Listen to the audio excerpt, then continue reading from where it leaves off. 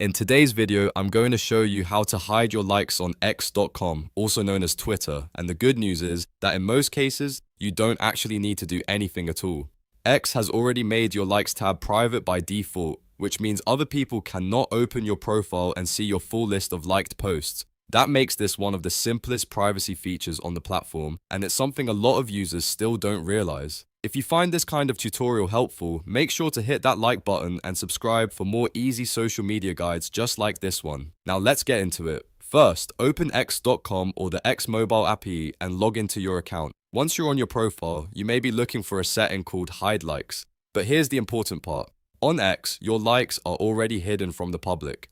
That means there is no separate switch you need to turn on in order to make them private. In other words, this is already built into the platform. To check this for yourself, go to your profile page and tap or click on the Likes section. You'll see all the posts you've liked, but that list is only visible to you when you are signed into your account. Other users cannot view that tab from your profile.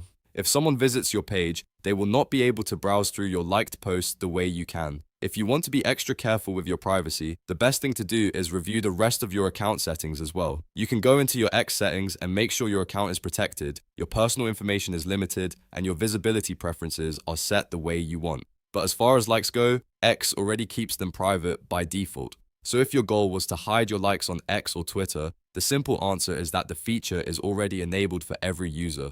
There is no extra setup required, no complicated menu to find, and no need to install anything. Only you can see your full list of liked posts. If this video helped you, please give it a like and subscribe to the channel for more quick tech tutorials, social media tips, and privacy guides. Thanks for watching, and I'll see you in the next one.